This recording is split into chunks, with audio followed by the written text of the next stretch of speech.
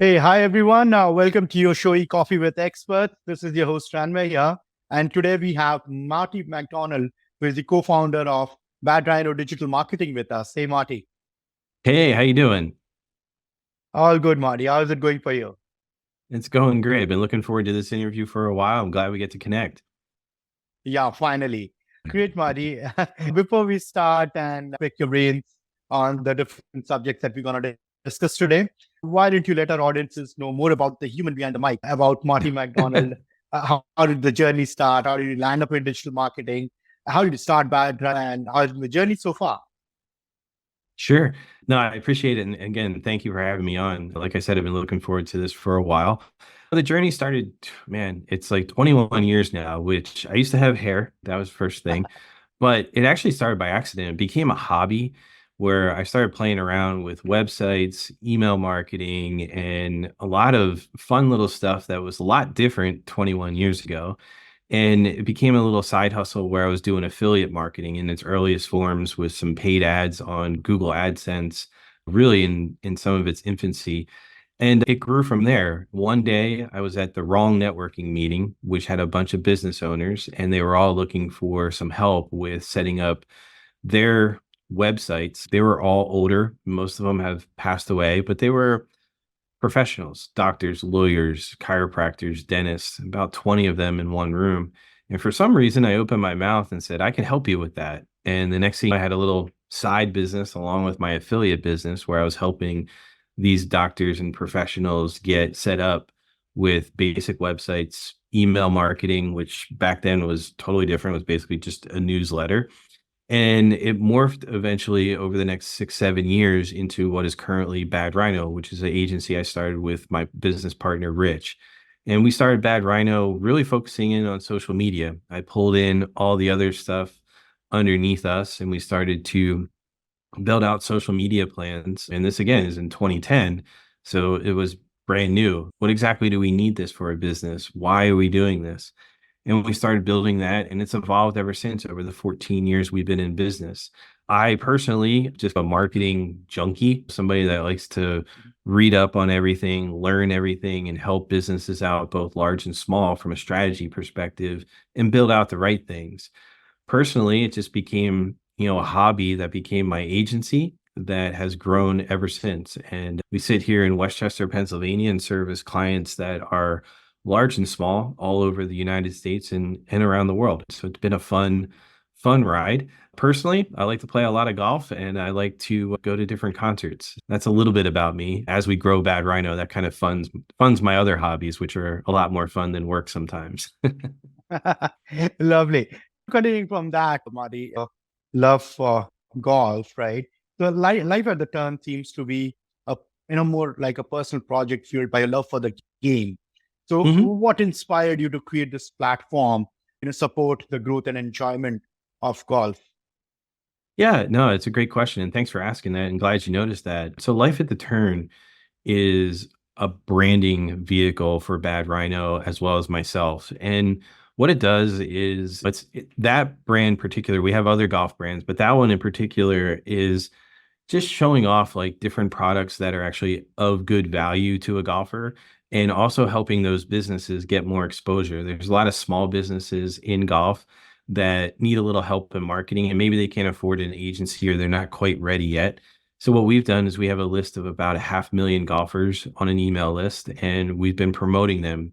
And we just really launched Life at the Turn. Launched a couple years ago, but it was like a soft launch, but now it's starting to pick up a little bit more. We launched it off the back of what we call our Fanatics brands, where we have golfing fanatics, pickleball fanatics, duck hunting fanatics, fishing fanatics, and the list goes on and on. And they're just affinity audiences that we can advertise to.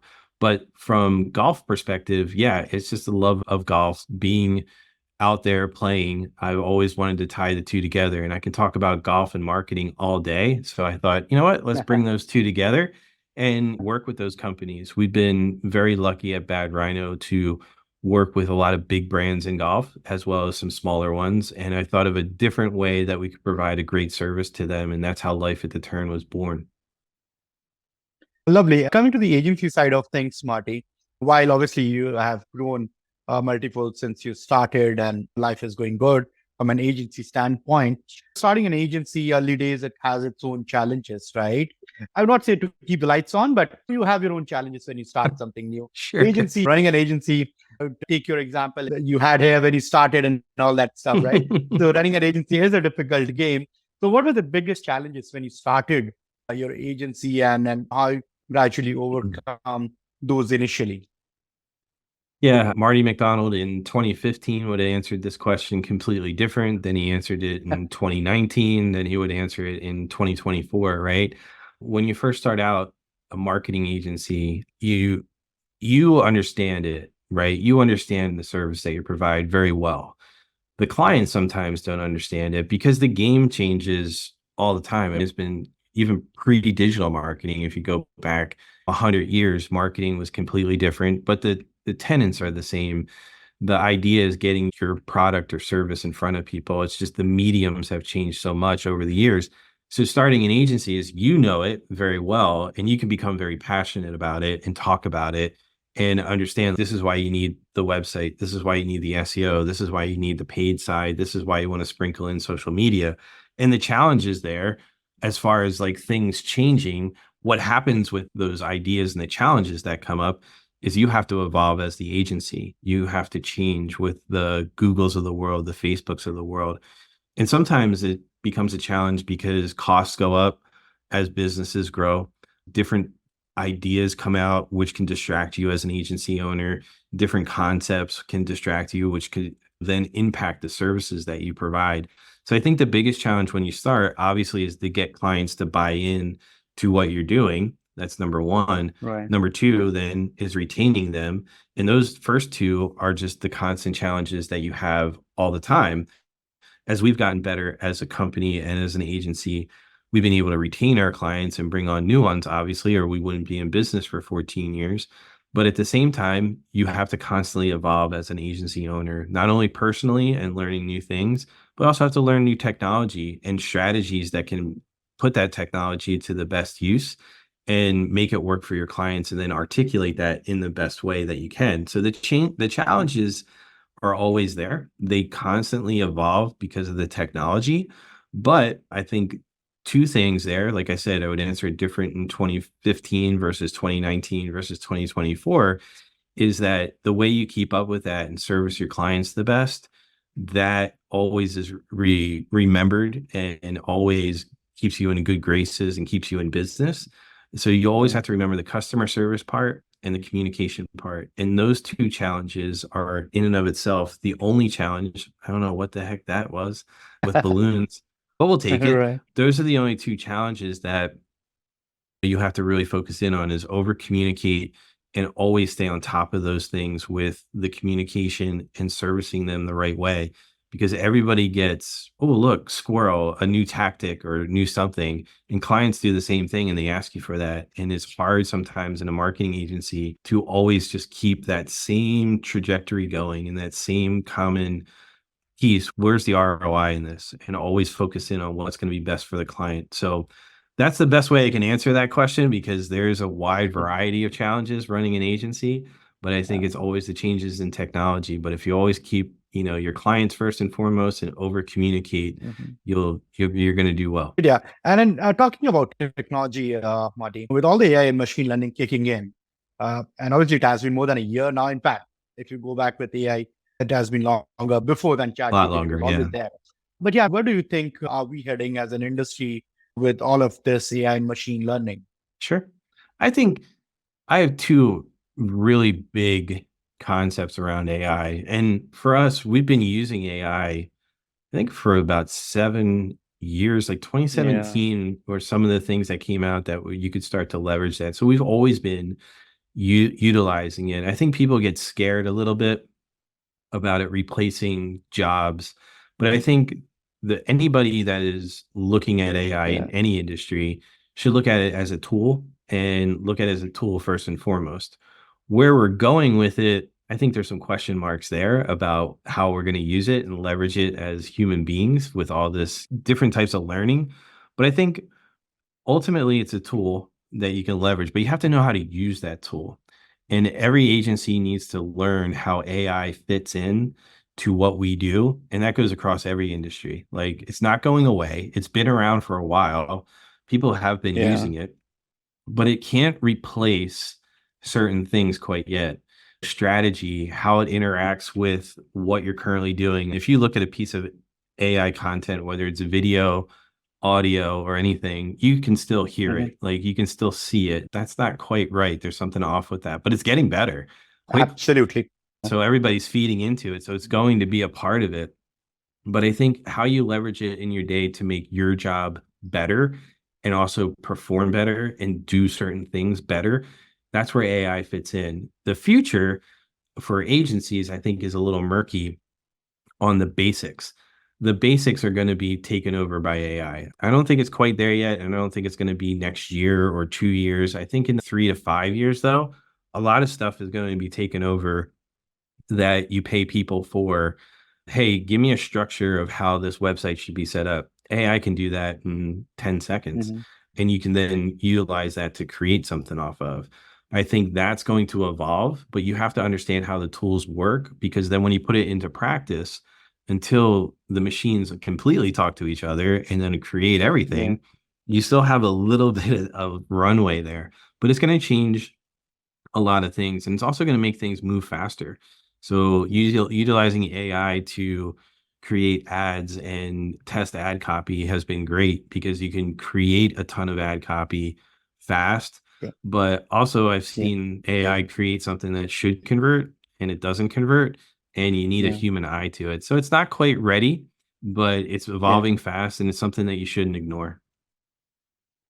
Yeah. The final piece of it, the humanization aspect in terms of editing the stuff and whatever, it still has to be done because what we feel is that the content that is being produced end of the day has to be consumed by humans to make that or trigger that decision making process of a buyer journey. So that emotional question in terms of how you storytell the concept is still missing with the AI piece.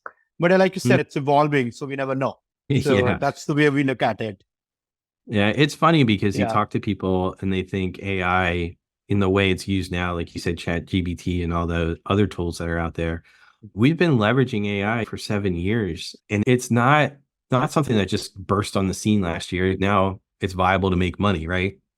So now they have to get Yeah. market share and have people more people using it. So it's fascinating. And Mari, from an industry perspective, at Bad Rhino, you guys cater to clients across different domains, right?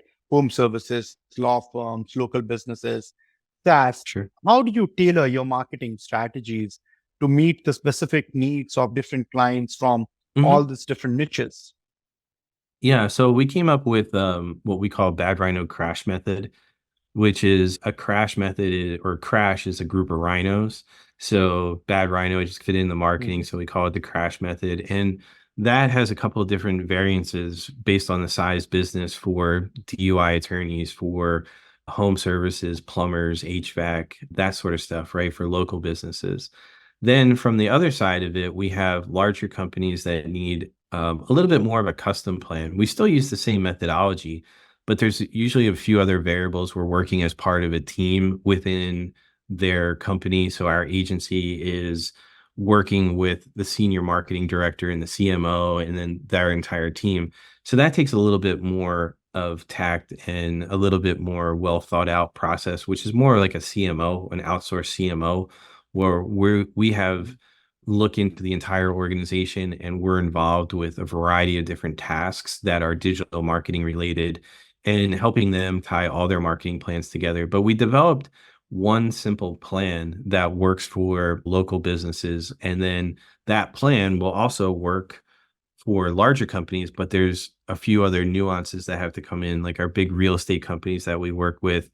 They're not necessarily going to need a full blown Google business profile, just using something simple to work for them.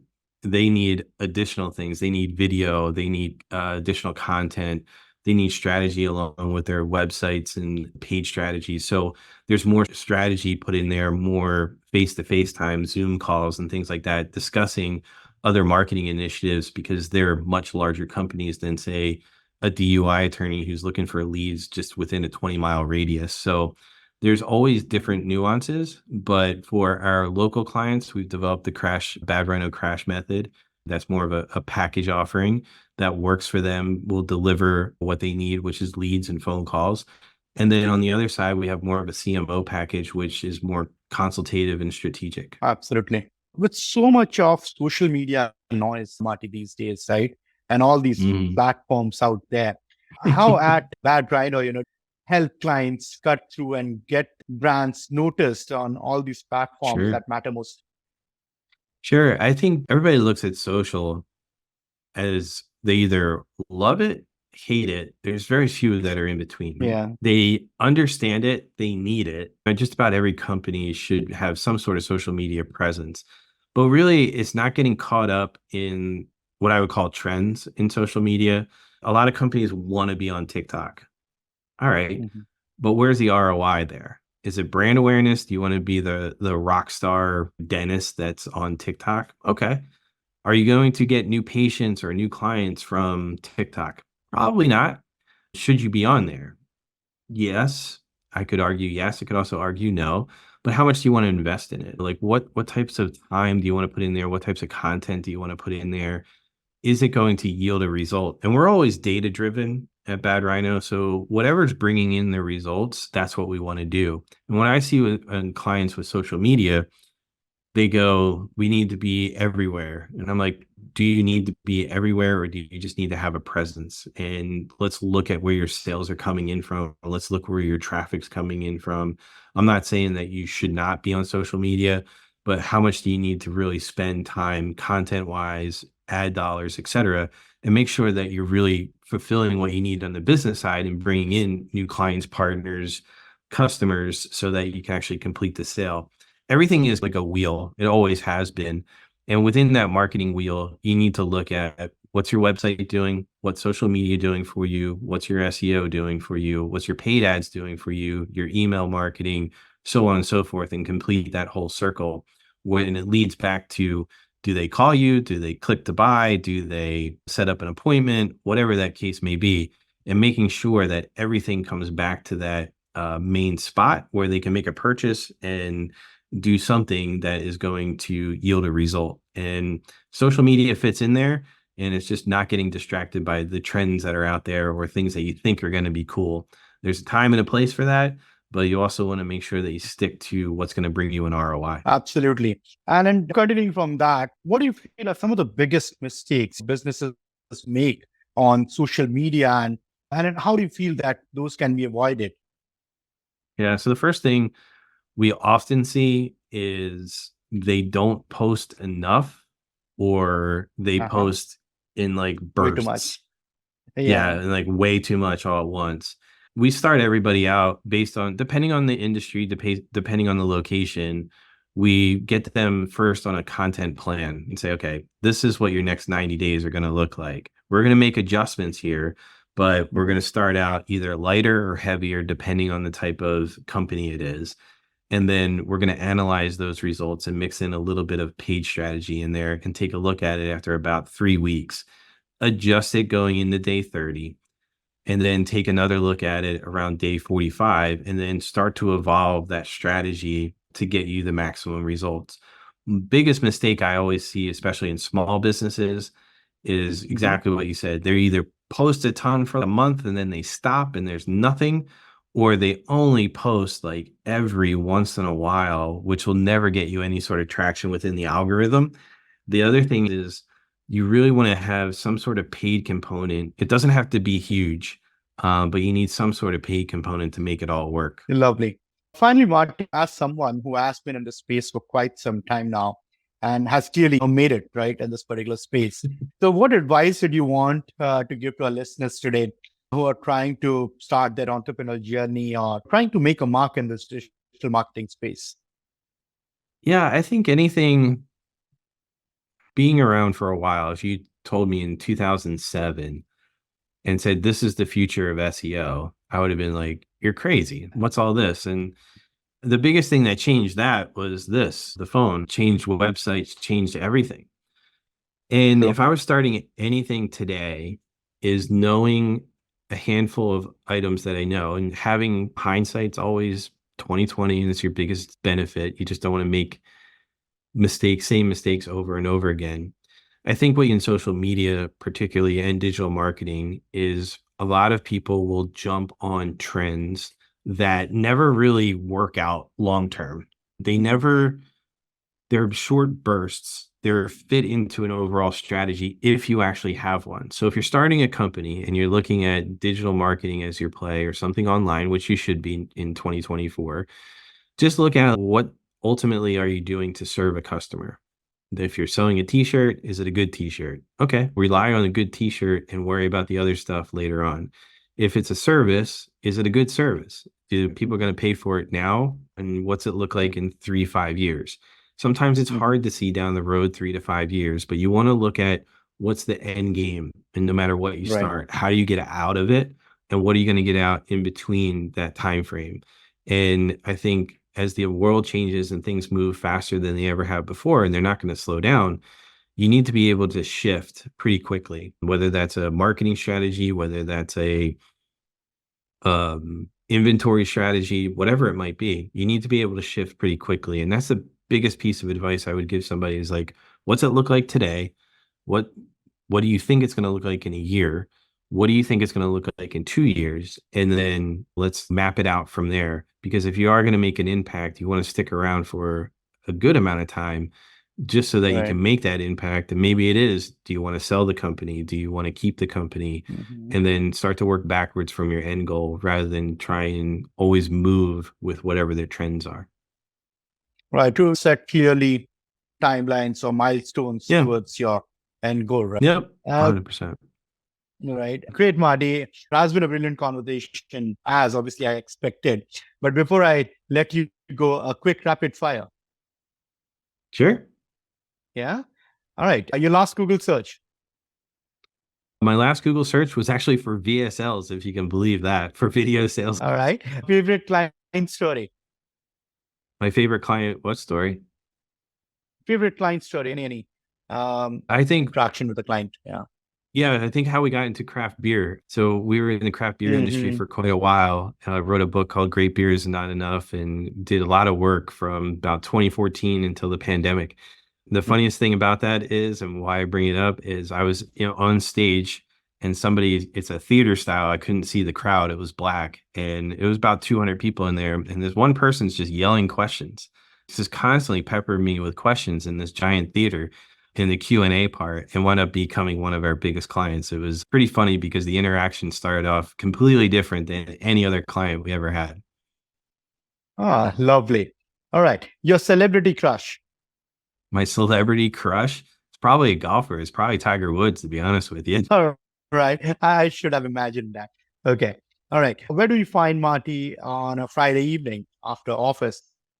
Yeah, usually at a golf course, if it's not weather like today was raining, you can also find me watching baseball. I'm a Phillies season ticket holder and really enjoy going to baseball games and watching games. If game's not going on or I'm not playing golf, pretty boring. Probably a cocktail to bed early on a Friday. All right. All right. The last one. What did you do with the first paycheck, Marty? First paycheck of your life.